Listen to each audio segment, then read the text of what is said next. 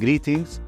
We are happy to have an insightful discussion ahead of us related to global macro outlook and investment opportunities. I'm happy to have here with me my colleague David Darst, our senior investment advisor, and Mr. Naji Nehme, who is our CIO and CEO for Petiole Asset Management, and myself, Wassim Jomaa, the Chief Investment Officer at the Family Office. We'll start our discussion by covering few important macro trends. While last year everyone was afraid of a recession and Fed fund rate were at 4.5%, we started 2024 with a resilient economic environment as indicated by unemployment report in the US, coupled with a bumpy inflation data. That has translated in the Fed meeting where the Fed was hawkish on the dot plot, however dovish in the statement. I will take the opinion of my colleague David Darst on the outlook on interest rate, inflation, and the Fed meeting. Wassim, thank you. First of all, interest rates have risen about 39 to 40 basis points for the 2-year Treasury and the 10-year Treasury. Both of them are up about the same amount. The 2-year, as you know, reflects Fed policy. The 10-year reflects the outlook for inflation and the economy. So both of them are showing a bit stronger than had been anticipated earlier, as you just said. So that's why the Fed, I think, felt no need to cut. But we still think 3 cuts this year, probably the first one in June. Let me just remind you, Wassim, as you know, this is an election year in the United States, and the Fed is trying to not cause a recession and try to not be a focus of political discussion this year. The Fed meeting that's on July 30th and 31st is just between the Democratic Convention and the Republican Convention. The Republican Convention will be in July in Milwaukee, Wisconsin. The Democratic Convention will be in August in Chicago, Illinois. So that's why I think the July 31st movement by the Fed is unlikely.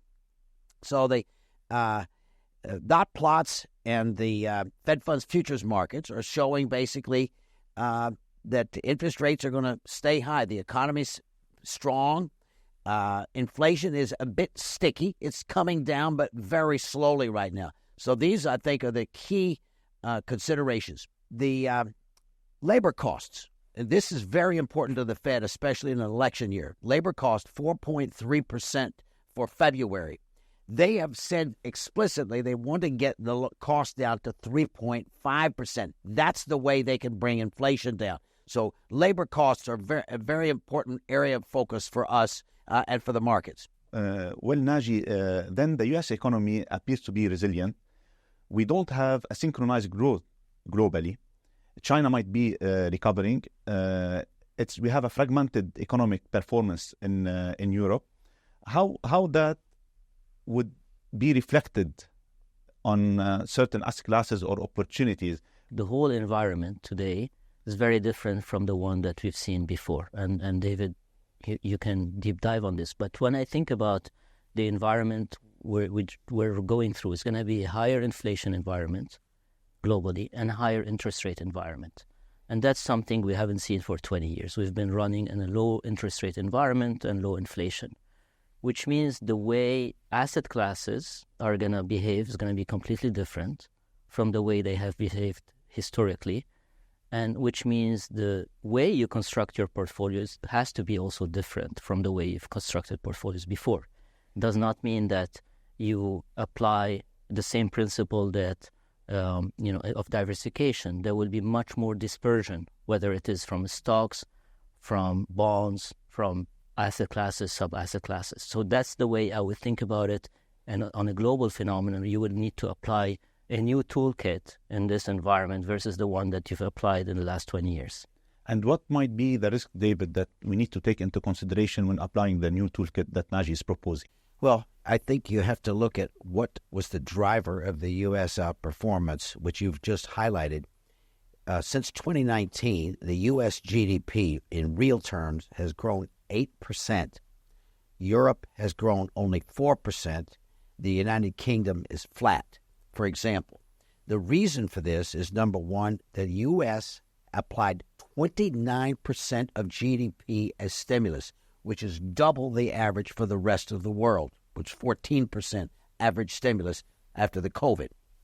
The second reason is immigration. The United States has now 4 million more workers than they did in 2019, and you have this big inflow of immigration, which is helping at certain levels of the economy. And the third is the shale revolution. You've gone from 5 million barrels per day to 13 million barrels per day, and these have been big contributors. Now, your question, will it continue? This is the thing. All of these are now beginning to diminish in terms of their incremental influence, Wassim. So the outperformance of the U.S., which brings us to Asia. Look, you're going to have foreign direct investment flows. Vietnam, India, Indonesia, all of these are really, Mexico is a fourth one. It's not in Asia, but it has Asian connections, and China's making investments, as you know, in Mexico. So these, I think these areas are worthy of consideration and evaluation from an investment standpoint. Certainly they're getting the foreign direct investment flows, but not yet the huge portfolio investment flows. Then can we say that we might be in a tricky Goldilocks scenario where the economy is okay, but interest rate will stay high for longer? How that will bode for valuation in general? Valuations are to the high side if you look at it on a long-term basis, what they call the cyclically adjusted price-earnings ratio or the Shiller price-earnings ratio. As you know, the long-term average is somewhere in the high teens, 16, 17, 18. It's currently 34. The all-time low was 4 after World War I, okay, when inflation was very high, and the all-time high was 44 in 1999, and the all-time low was 4 in 1919. It's currently 36. Valuation is high, but valuation in itself is not a trigger. It's not a trigger. It can go higher. I come back to Bob Farrell, the very famous Merrill Lynch analyst. His rule number 4 was parabolic price increases never end by going sideways. So never forget, we're in a parabolic price increase for many of the members of the Magnificent Seven. Not all of them. It's now the Magnificent Four. Google is not in the Magnificent Seven anymore. It's basically flattish for the year. Tesla is down 25% plus thus far this year. And Google, as I just mentioned, is not been performing. So you have you're beginning to get dispersion of returns within this Magnificent Seven. This brings back to your point on investor psychology. Never forget this. Bull markets are born on pessimism. They grow on skepticism. They mature on optimism, and they die on euphoria. You've heard this. You've told me this, Wassim. This is Sir John Templeton speaking. And right now we're probably in, to your point about psychology and valuation, we're in optimism. We're not yet in euphoria. We can still go further, but now it's time, as Naji just said, to have diversification on your mind and beginning to reset and reposition your strategy and your asset allocation. Speaking of diversification, then Naji, we may be able to identify pockets of good valuation across different geographies. China now appear to have been trading at a very low multiple. However, the growth prospect might be a little bit uncertain for the future. Margins and valuations might appear high in the US, but for sure certain sector or certain pockets or certain asset classes might offer good opportunities. How can we play the theme of diversification from a valuation perspective and from an investment opportunity perspective, in your opinion? Yeah, I think we can look at it from two cases. One may be the classic case of diversification, and the second one will be the investor case of classic diversification. So let me explain. The classic case of diversification means you have the fixed income, equities, and then you add alternatives. That could be hedge funds, private equity, real estate. So on that classic case of diversification, I think that typically investors have been using the traditional 60-40 model. that model have shown a very high weakness in 2022 when both fixed income and equities have acted in the same direction and didn't really offer a diversification to the investor. And therefore, that's why the role of alternatives makes sense in adding things like private equity, real estate, private debt, because they have shown to be less correlated to the market dynamics in a year like 2022. And it keeps reaffirming the role of alternative in a portfolio. From that perspective, I think that within fixed income, you can diversify by treasury-sensitive assets or credit-sensitive assets. Within equities, you can diversify by value. Like you said, China is value play, financials are a value play today, or by growth, which what David just mentioned, the Magnificent Seven. You can diversify by that. You can diversify by large cap, or you diversify by small cap. And we've seen an underperformance of small cap relative to large cap. And if we're seeing less and less worry on recession, potentially small cap might be an attractive one. You can diversify by countries as well. Japan seeing a renaissance. Maybe US, is it still going to be outperforming, and so on and so forth. That's the classic diversification rule that people have applied. I think one thing we like to look at is from the investor point of view, what is it that they are diversifying for? One, they would diversify against, and the main one is protection of capital. So how do I diversify against that risk? So diversification against risks. One risk is the protection of capital with inflation that we are talking. The second one is protection of capital with the interest rate. Protection of capital for my future generation.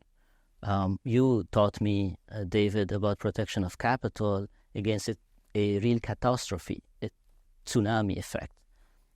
So these allows you to diversify your portfolio depending on goals and objectives, not necessarily by asset classes. And therefore, you look at it from buckets of the portfolios. One is an inflation hedge. The second one is an income hedge so that you can protect your income. The third one is the growth hedge so that you can keep protecting the growth of your portfolio for the future generation. And maybe one is for tail hedge, which is in case of really bad scenarios.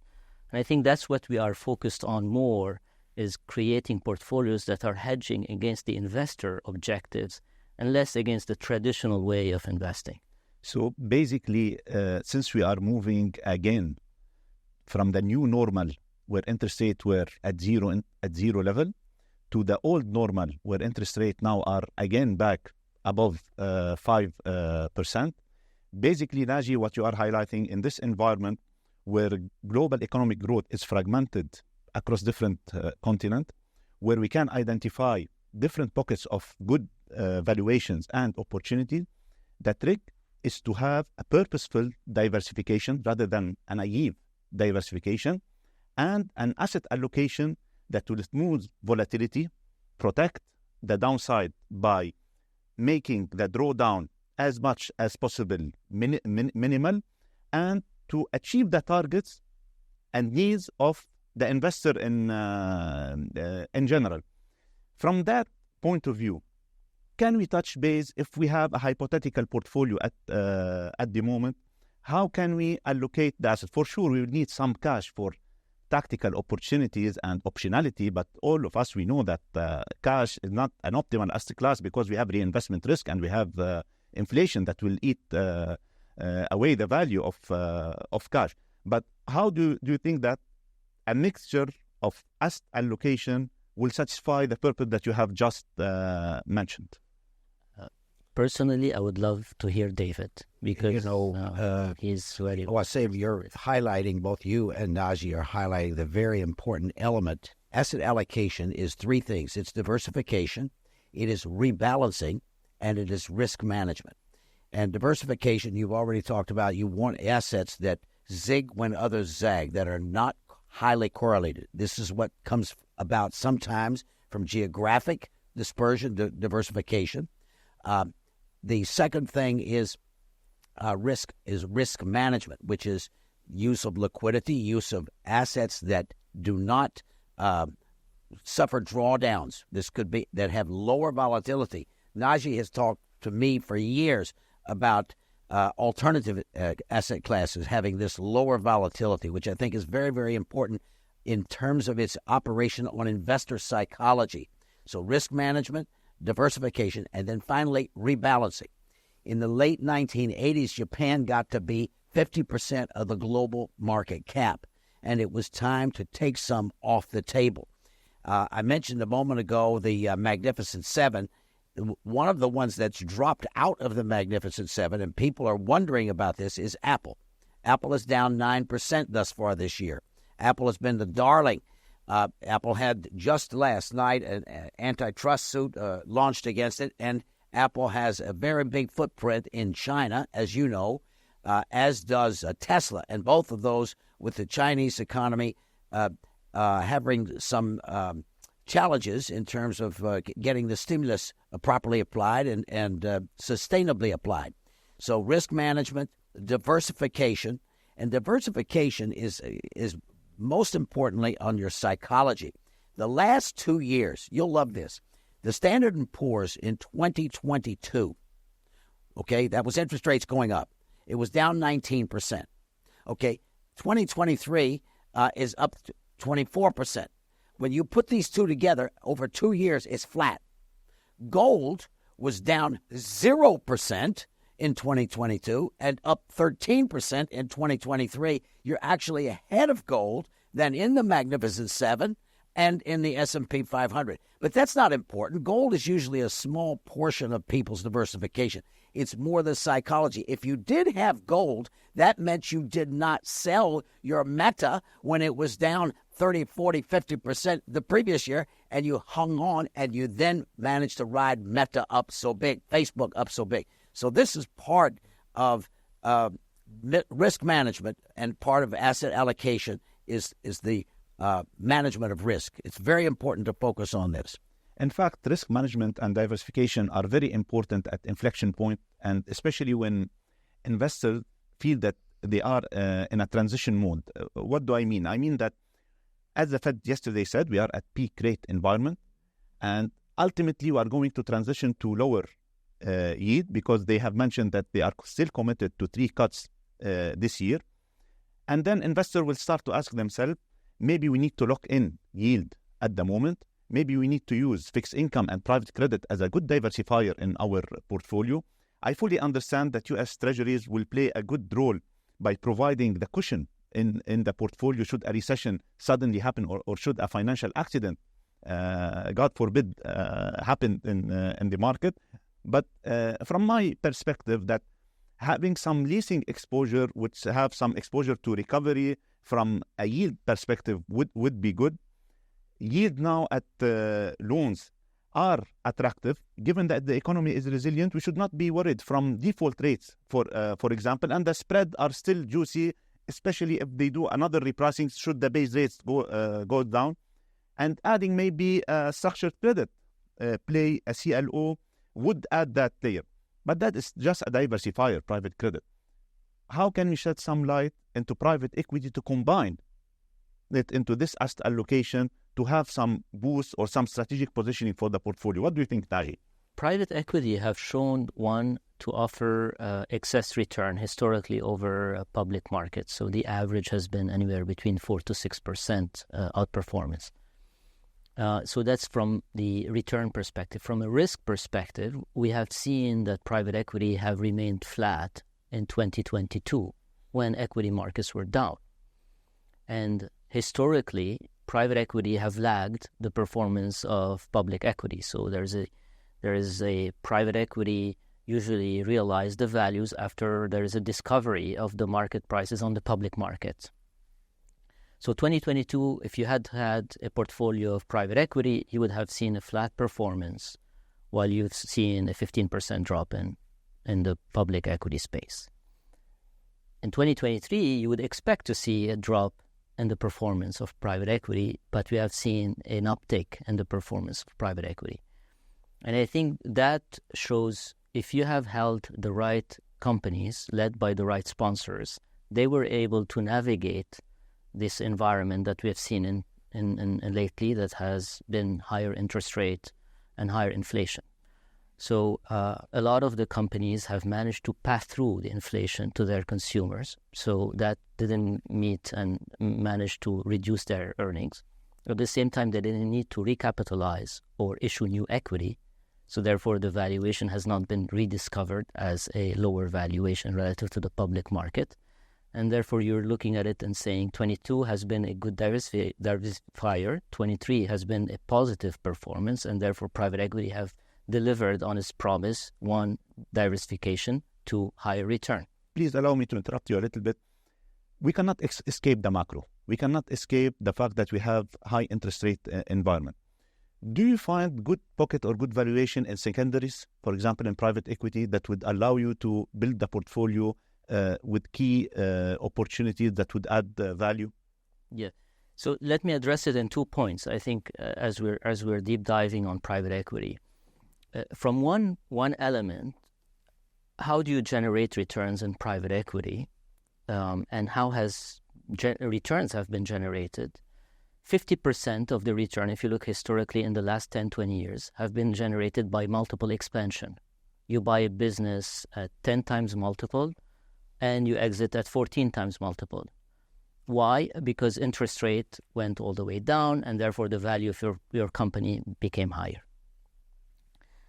50%, the other 50% of it has been revenue growth. You buy a company that's making a sales of 10 million, and you sell it 5 years, 6 years, 7 years when it's making double that sales. And that's recovery. So when you look at return of private equity, in the last 10, 20 years, you can explain it by 50% being revenue growth, 50% being multiple expansion.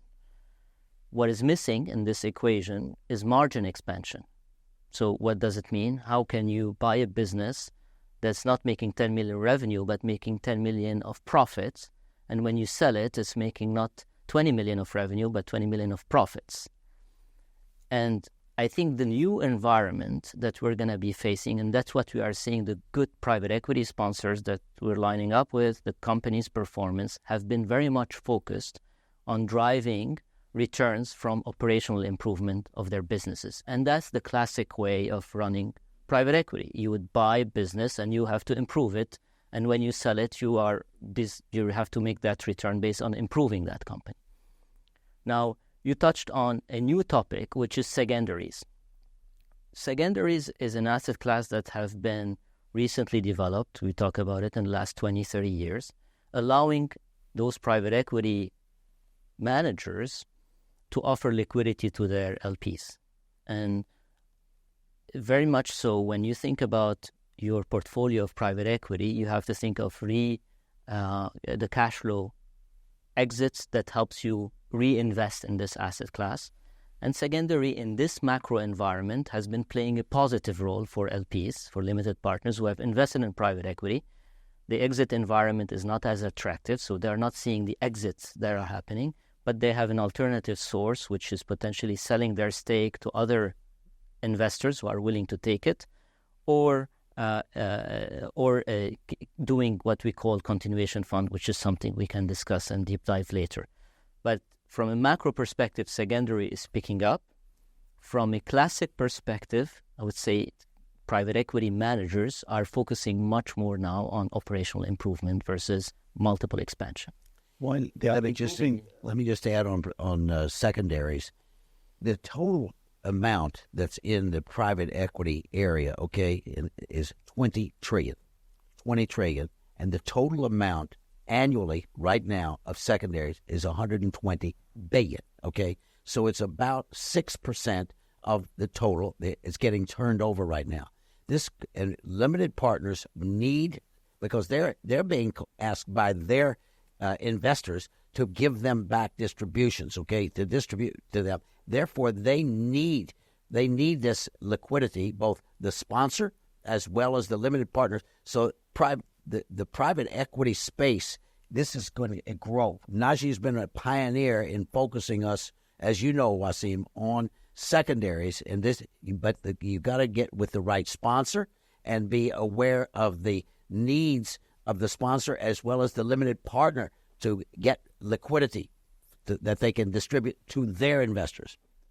While secondaries are offering a new segment or a new route, David, what do you think about real estate, be it equity real estate or debt real estate in this environment, especially that we saw in the market that the home builder ETF was going up, for example, some optimism related to the housing sector, many indicators they were pointing in that direction. Although the spread between the mortgage rate and the 10-year yield is so wide, do you think that real estate equity or real estate debt offers at the moment a good diversifier into the portfolio? Wassim, I think real estate, you're going to have to be very selective because real estate is not a homogeneous, it is a heterogeneous segment or sector. What am I talking about? You have office buildings, you have apartment buildings, okay? You have shopping centers and retail, okay? And you have hotels.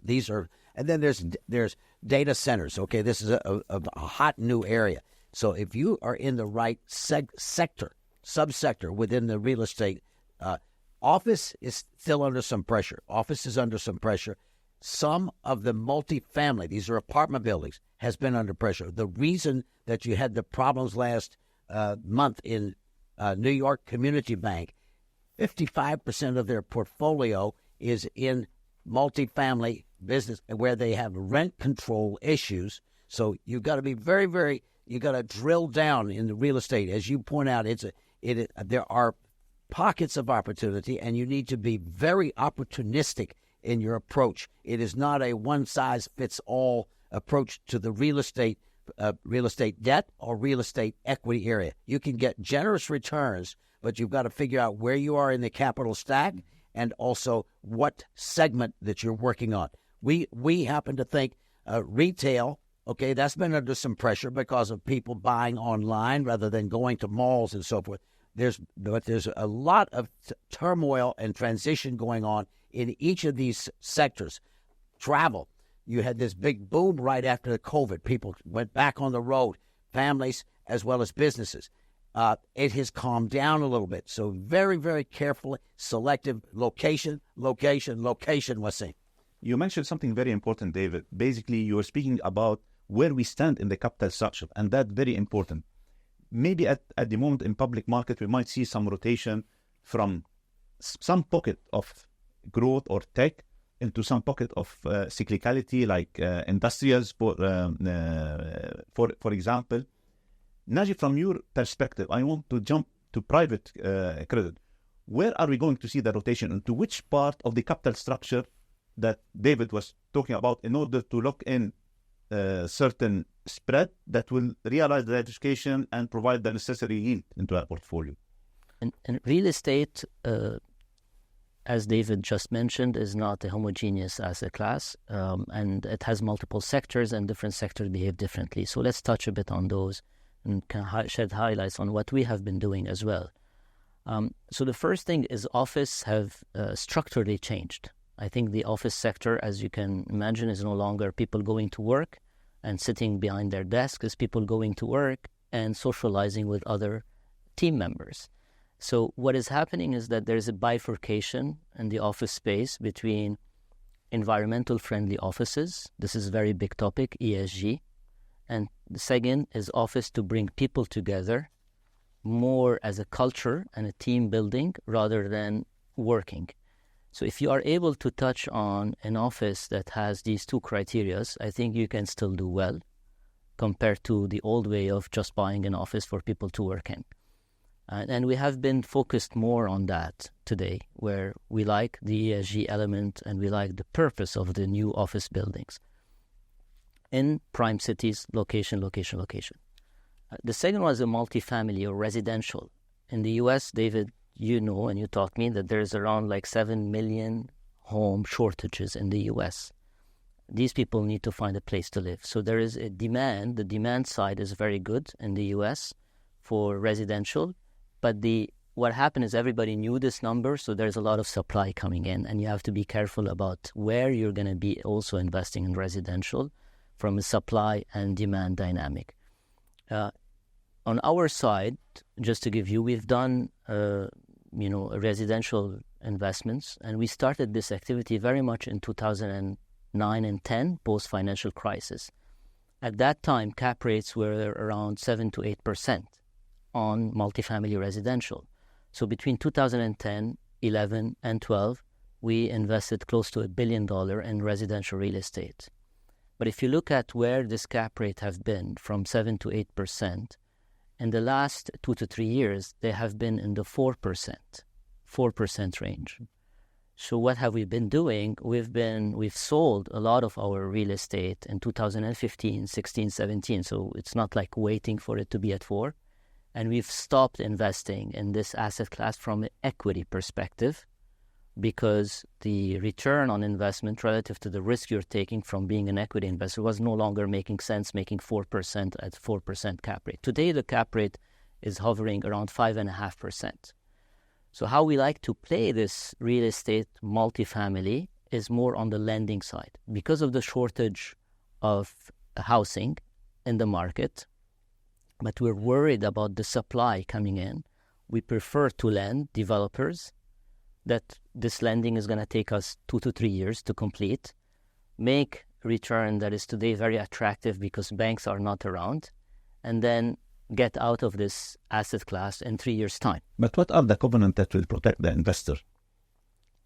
Look, when we are lending for developers, we always have one main thing, which is a step-in right. Step-in right means that if the developer doesn't perform his activity on time, within a budget, we can take over that project, which indirectly means we're buying real estate very cheaply.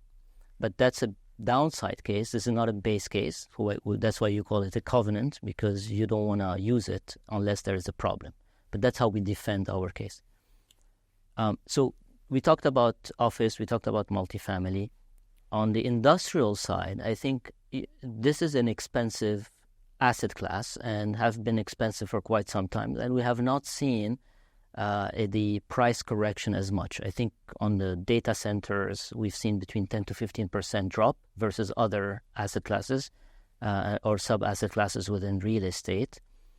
And I think we have to be careful because less and less, Amazons of the world are using these warehouses in the space that they need. I think this whole AI, robotics could be a disruption to the space needed for the Amazons of the world that have been big users of data warehouse. So we're keeping an eye on it, but we are not yet looking at investing heavily in this asset class. I think the other one that's overlooked has been a bit more the nursing homes. If you look at that asset class, senior housing, nursing home, there has been a big cloud around it because of COVID. That has been the most impacted asset class during COVID in real estate because people were worried about the, people who are senior and living in those houses. And that recovery, unlike other recovery, has not been strong. And today you can still look at this asset class that is offering a long tailwind. I mean, we all know about the population aging. At the same time, the elderlies or the seniors have enough equity in their own home that they can afford going to a senior home, and therefore you can justify rent growth. And the third level is that the valuation are attractive. So that's one area that historically we haven't been active in that we are looking at today. Let me just add on real estate, fixed income real estate, private credit for real estate, as well as private credit. Three things. You want to be opportunistic in terms of your approach right here. This is building on dislocated sectors as well as sectors that are going to grow. Naji just mentioned the big warehouse phase may be over, but cybersecurity would be one. The digitalization of the economy, which has been a theme we see here even in the family office, is a huge initiative of the whole organization. Okay, digitalization of the economy. And then the last part, which I don't think investors should ever neglect, is being diversified as to duration. You want to own some that are longer maturity, some are intermediate maturity, and shorter maturity in the private credit. No one ever talks about diversifying as far as maturity. Very important that you keep that in mind. On the spreads, the greatest economic forecaster, you're a great forecaster, Naji's a great forecaster. The best forecaster is spreads, interest rate spreads. And last year, all year long, they said there's not going to be a recession. The spreads stayed tight, and they are still tight. They've actually contracted this year so far. So for the Fed to say we're not going to cut makes sense because the spreads are saying no recession so far. Right now, the triple B, okay, this is still investment grade, okay, investment grade, 117 is the spread, okay, it's down 34 basis points since the beginning of this year already, and junk bonds is 315, and it's also down about 30 basis points. So you want to basically not only look at the duration of it, but also the quality that you're going into, and that brings you to the various sectors. Well, Naji, David has touched base on a very important concept. Where do we stand in the capital structure whenever we talk about debt or private credit in general? What are your views on that topic, and where should we be investing in private credit at the moment? Let's say where we stand in the capital structure means, we have basically two main components, which is the debt and equity. Historically, banks have been very active in providing debt. Historically, that has been the case until the financial crisis hit and a lot of regulation came into the banking sector, where they started having to put a lot of capital against any lending that they give. That made banks less and less active in certain activities. So we've seen them shying away from very heavy assets like, ship financing or aircraft financing. And slowly, they have been reducing these type of activities. So real estate financing, for example, for certain development, they're no longer doing that. They would do it for a stable asset, one that is fully leased. They would give you a loan. But if you are developing and buying a land, you need to find somebody else that give you that loan. And now we're seeing also for companies. If you are a private equity fund, you used to buy a company, and it's called LBO. L is for leverage. So you would buy a company, you might call it 20, 30%, up to 50% of money in this company. So you're buying a company for $1 billion. You would put 500 million of your own money. That's what you do. And then you go and borrow 500 million. And historically, the banks were giving you that 500 million. And because of these regulations, banks are giving less and less. And there has been an alternative source of capital for lending, and that's where the private credit or private individuals started, or private funds started to fill that gap. So you have seen a rise of private credit, which is mainly direct lending. That's the biggest portion, where they are lending to private equity managers. They need to buy companies. But also you've seen rise of private credit and real estate. You've seen also in leasing. You've seen it. So asset-backed financing is another area as well, and so on and so forth. Now, as a private investor, you're not a bank, and therefore you need to be compensated more. And the way you get compensated is one from interest rate. So you charge an interest rate. You charge a fee for doing the transaction as well. And you can charge also some upside in case the company do better than expected. So you have few components that drives this return. And in this environment, because interest rates are high, the private credit total return is becoming more attractive. And like in asset classes, you look at relative value. You say, am I being compensated more on investment grade bonds or on dividends from equities? You can look at it and say, am I being compensated more in lending to real estate or buying a real estate and renting it out and getting that dividend from renting the real estate? And in this environment, we're seeing interesting dynamics that have not been seen before because the interest rate today is at a higher environment. Well, Naji, you touched based on the high interest rate environment, the fact that the base rate is high. I want to jump back to the public equities market, in fact, what I have noticed recently that the bond market have reconciled with the Fed view regarding potential 3 interest rate cuts down the line. We saw yields going up. The 2-year yield jumped from around 4.14% into 4.7%. We retreated a little bit. However, the equity market didn't reconcile. And thus, we might see a kind of a rotation in the equity market. Talking about tech and growth, most probably the second beneficiary of AI might see some traction.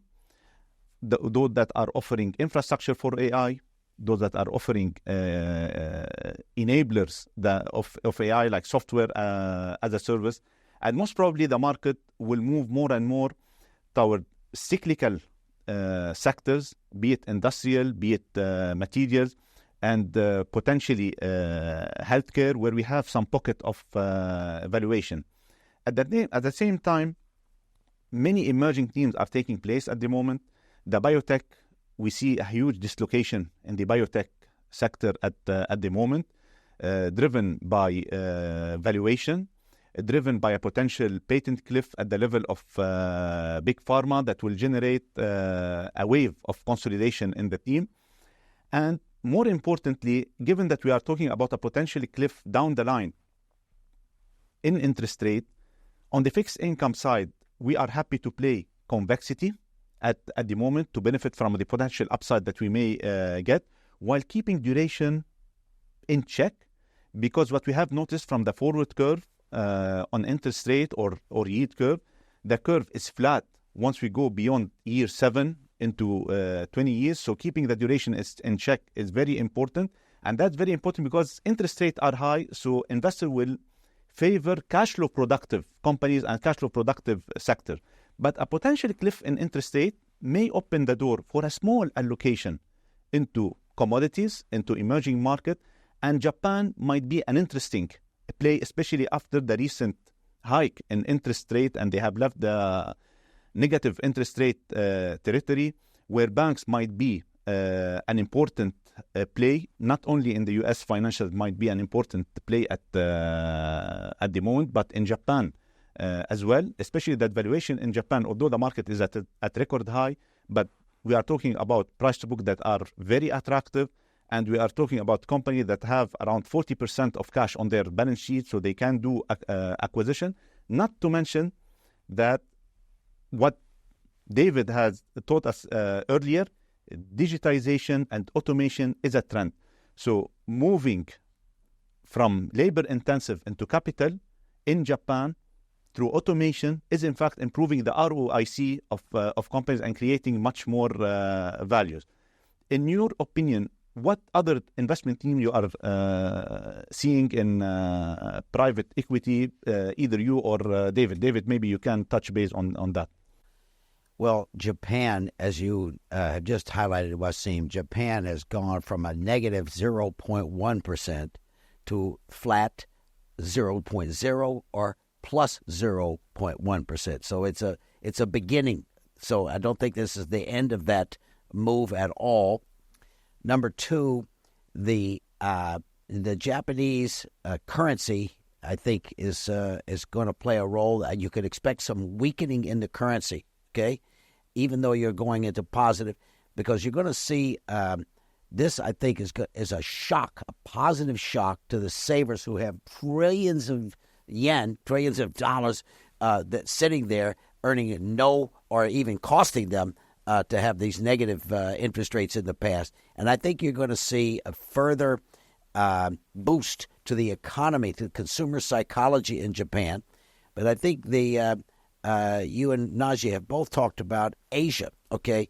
I think the effect on China, on other markets, India, Indonesia, Taiwan, okay, is a very, very important part. Don't forget the Taiwan index, 30% of it is one company, Taiwan Semiconductor Manufacturing Corporation.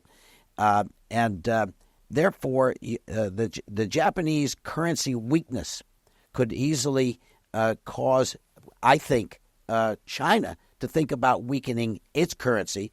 there's already deflationary forces. We've talked about interest rates staying high, but deflationary forces are beginning to build from the export of overcapacity in many Chinese products that are flooding the world, not only electric vehicles, but also in technology. And get ready for a big wave of Chinese semiconductors to put downward pressure. So these are factors that are falling out from the Japanese move.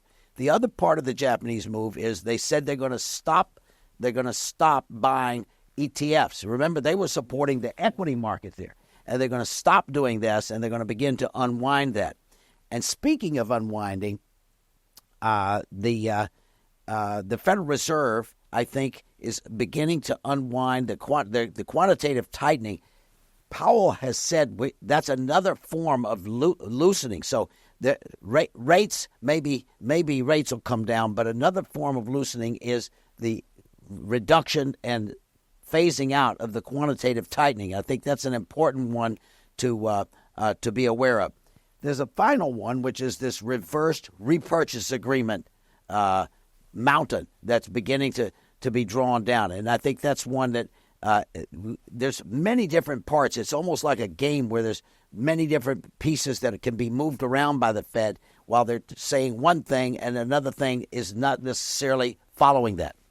Definitely. In fact, the Fed, they want to keep excess banking reserve in check because that will affect the liquidity in the market. But going back to Asia, we are very systematic in looking at China. We look at valuation.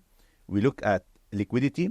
So far, we have noticed that many sovereign wealth funds, they are buying ETF, or sovereign wealth funds from the Middle East are buying into private equity in China at the moment. We are focusing on the policy that is being enacted in China.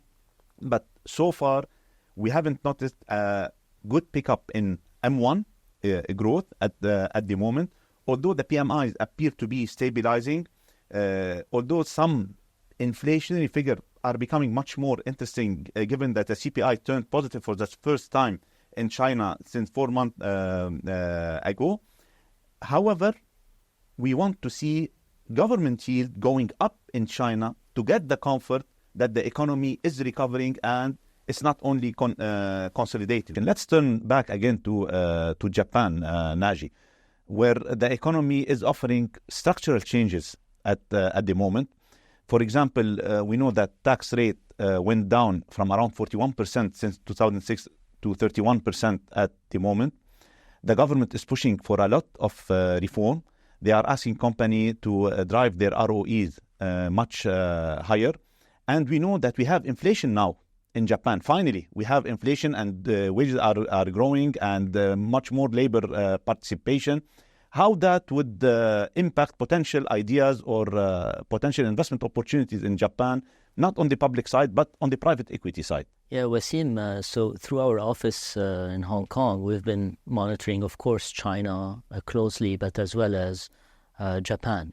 And I think what we are seeing today is definitely a change in this Japanese environment for private equity. So I give you a few examples. You talked about the reforms that are happening. One of the reform for publicly listed companies is a kind of a league list of who are the best companies that are friendly to their shareholders, and they publish it every month. So what you're seeing is that a lot of the large conglomerates in Japan are looking at this and they want to be part of the list. That's the Japan culture. And that's driving corporate carve-outs. So large businesses are selling some of their non-core divisions. We can talk about Hitachi, for example, and others that large private equity firms like KKR are taking advantage of this and buying those non-core businesses with the intention to operationally improve them. That's one. The second one is there's much more, and that has been a theme forever, is the succession planning in Japan. And there is much more openness from older generation to sell to private equity sponsors. I think before they were seen as not the right buyers of their assets, but more and more there is acceptance of private equity sponsors buying businesses which are undergoing succession planning. And you're talking about half of the Japanese private companies are going through a succession planning. So there's a huge tailwind in terms of this. The third one is the younger generation today is much more open in Japan than the previous generation. So they're thinking regionally. They're not just thinking a product made in Japan for Japanese. They're thinking a product made in Japan with the highest quality for Asia, but also for the world. And that is, young entrepreneurs who are in their 30, 40, studies in the U.S. coming back and then driving those businesses. So we are looking at few transactions, for example, where it's a cosmetic business that have been developed in Japan and now going to Asia, or a eyewear business that has been also developed in Japan, and an Indian business which we owned ended up buying them to make them much more regional in Asia. And all of these trends, things that are new in Japan that we are very excited about. You combine all of these trends with lower valuation, like you just expected, compared to other private equity transactions, and lower leverage. In Japan, you don't have the type of leverage that private equity sponsors would put relative to other markets. And therefore, the combination of valuation, lower leverage, and long tailwinds due to the reforms in Japan is making us more excited on private equity in Japan. Well, that's very interesting. David, what other investment theme you think that will govern or reign over 2024, given that outlook that we have just discussed? Well, I think one of the big elephants in the room is this is a big year for elections all over the world. We've had elections already, as you know, in Taiwan, in Indonesia. You are going to have European Parliament coming up soon. You have in April and May India, and of course, June the 2nd will be Mexico. Both candidates are women, by the way, so you'll have a president in Mexico who is a female. And then November the 5th, Tuesday, will be the election in the United States. And I think that's going to bring up a lot of discussion this year in public markets and in private markets about defense stocks, about the regulation of banks, about the attitude towards mergers. So if you have Lena Khan, she's the head of the Federal Trade Commission, if she has never met a merger that she likes, she's been opposed to almost all of the big mergers, and you see this initiation of the antitrust suit against Apple just now. So the attitude towards business, the attitudes towards mergers, which will affect the private equity business in terms of the buying and selling of divisions. I do think corporations will be focusing much more on strategic add-ons in the private equity space rather than the initiation of new businesses. This is not the fashion right now. The election, I think, will have a great chair of Federal Reserve, Mr. Powell. His term ends in March of 2026, March, April, May 2026, early 2026. And you have Christopher Waller, whose term ends in January of 2030. He is very close to Trump. We will see. Now, if Trump is leading in the polls, which he has been doing recently, there's one that's positive for the market. It's positive for the liquid markets as well as for the private equity markets because price is driving values up because they think he's business friendly. At the same time, is leading in the polls leads the Democrats. It leads Yellen. Okay, it leads the administration to do things that are positive to try to overcome this Trump lead. So I think whichever happens, this is going to be, I think, positive for both liquid markets as well as for private markets. This Trump lead has got the Democrats all in a tizzy to stimulate so that there's no chance of a recession. That's the essence, I think, of the political sphere this year. Naji, we've had an ongoing dialogue for many years on alternatives, and within the alternative space, private equity, and you have really been a tremendous pioneer and an educator of me about how to extract the most value for an investor out of the private equity space. Can you maybe elaborate on that as we look towards the remainder of 2024 and into 2025, 2026? Yeah, David. So maybe we take a view on 23 to start, and then we talk about 24. And usually when we look at private equity, we like to look at certain factors such as the deployment activity in private equity. That's very important. Are private equity sponsors more and more active in putting money to work? And what we've seen in 2022 and 23, definitely a drop of private equity activity. But you compare it to a 2009, it is nowhere close to that. So you have seen a slowdown. You haven't seen a stopping of private equity transactions. And that's because you have had a lot of dry powder from private equity managers. They've raised a lot of funds. You're sitting on around $1.2 trillion of dry powder that needs to be spent. And if you look at the amount of dry powder that's coming to expiry, because private equity managers, they have an investment period, and that is around $300 billion that needs to be spent this year in 2024, and that's what's driving this activity in private equity. So we have seen the activity continuing in private equity. On the exit side, I think that has been a big challenge because private equity companies have ways to exit through IPO, and we know the IPO market has been challenging. They can exit by selling to other private equity sponsors, but there has not been an agreement in terms of pricing.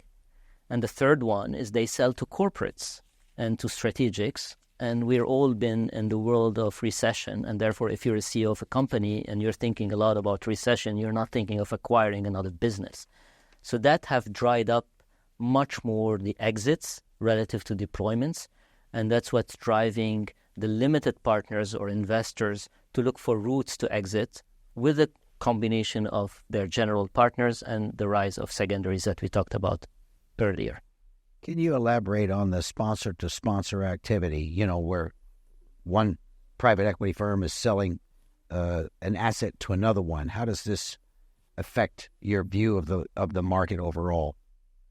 I think that, within private equity, you have different stages of company's life, and therefore certain sponsors, they can carry the company and drive its growth to a certain stage, and then they are no longer specialists in driving this business future.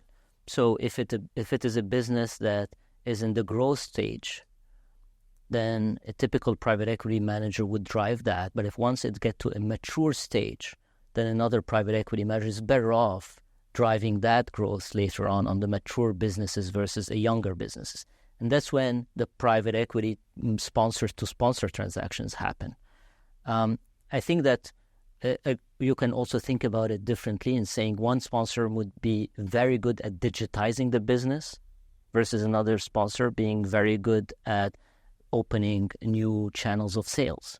So for that perspective, you would see a sponsor-to-sponsor where there is a reason why this other sponsor is buying this company because they see value creation is still in the same companies. And interesting enough, what we have seen recently, and recently we mean in the last decade, is that companies are staying private longer. And that's why investors should think about private equities no longer as an alternative. Because if you want to capture the economy, you want to capture companies, and companies are staying private longer, and therefore private equity is more and more as a core element of your portfolio, not just the public equity. Now, when we look at the themes, maybe I would touch on some themes that we like and we are pursuing. You touch on one which is very important, digitization. I think if you think about driving value creation in private equity, you can no longer drive it through multiple expansion, which was price, you buy at 10 and you sell at 12. I think that world is over. You cannot generate those through putting leverage. Leverage is expensive today, putting in debt. And the third one is revenue growth. With the environment where we are, I don't think you want to bet too much on consumers keep spending or increasing in revenues. So what you want to bet on is operational improvement. And the core component in today's environment of operational improvement is through technology and digitization. So that's one. The second one is, again, you mentioned it, is the ability for a sponsor to go and buy a similar business and create synergies and reduce cost versus buying a totally new business. So that's another one, and that's M&A or roll-up platform. That's another. And the third one that we have seen maybe in markets such as 2022 is take privates, where you have a sponsor buying a publicly listed company and delisting it, taking it private. The recent example is Tod's.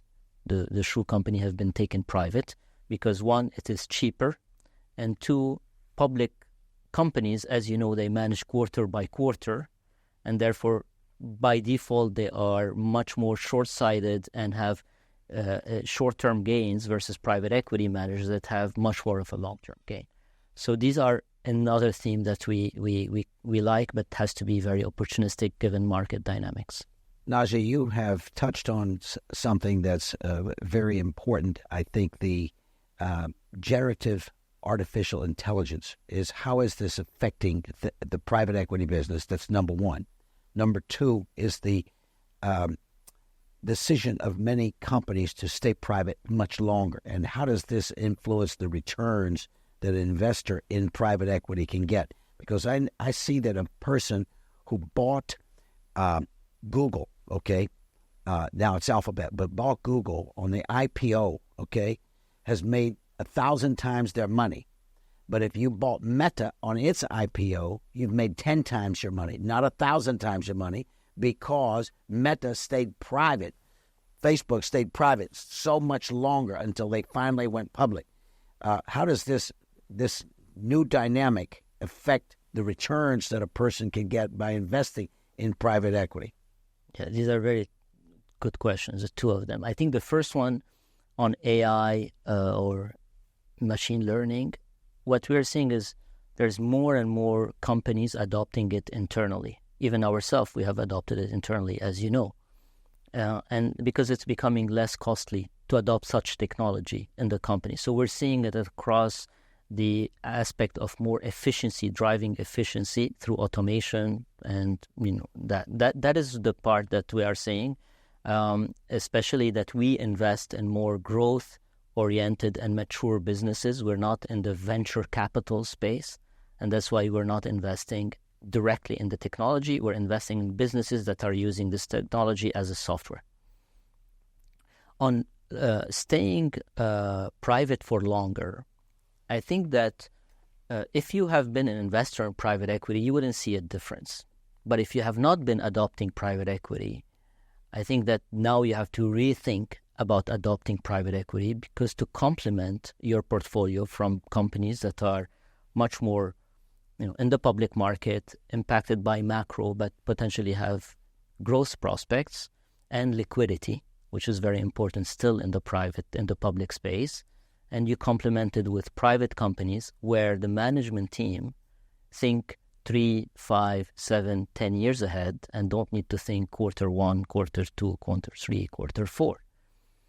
I think why we like private equity in an investor portfolio, because we both learned that compounding is the free lunch we get in our investing when you are able to compound your return. And private equity, in a way, indirectly force you to compound returns, because you cannot psychologically buy and sell because of the market dynamics. So we like it as a component of a client portfolio because it forces that compounding of return. And by forcing that compounding of return, you're going to be able to achieve excess return than traditionally investing in the public market. And that's in a way also why we like it. Naji, thank you very much for those thoughts, especially the compounding on private equity. That you've stressed that for years, and I think that's one of Buffett's successes is compounding. I'd love to get the thoughts of Wassim on the themes that investors need to be remaining aware of as we exit through progress through 2024 and into the 2025 post 24. In fact, I will start where Naji has just ended. Productivity is in fact a theme. Driving productivity through digitalization, similar to what we are doing here at the family office, what we are applying in terms of AI in our wealth management offering, productivity will guarantee that we can compound, we can get the ROIC that is needed in an era where the cost of capital is high, and that will open the door to multiple investment teams. Cost of capital, a high cost of capital is an investment team on its own, because one can play potential steepness in the curve, can play through financials, for example. Few plays in real estate, be it public or the private. We can focus as well on key asset or important asset that are available, in fact, in public market. Those are related to the robotics, automation, software as a service, and security. And I would like to add to that wellness and healthcare in general, and longevity, because these are themes that they are governing the world moving forward. People are talking about aging, but in fact, we need to turn it around. It's about longevity, because if we take care of this cohort of people, they will contribute to the initial theme, which is productivity. They have a lot of knowledge, and they are a huge asset to the society that they can contribute much more into productivity. If we get the productivity that we need, that would be similar to what we had between 1994 and 1998, in fact, where we got the productivity, keeping the economy resilient and allowing the Fed to do its job, and offering some pocket of investment, as we mentioned, possibly in Japan, and selective EM and commodities in general. The most important aspect of investing should be, in my opinion, diversification. Naji, can you elaborate more? How should we diversify in this environment at the moment? Yes, I think that number one, this environment is going to bring more challenges, or new challenges, not more, new. And investors should line up with investment firms that have a longevity of investing in different market cycles.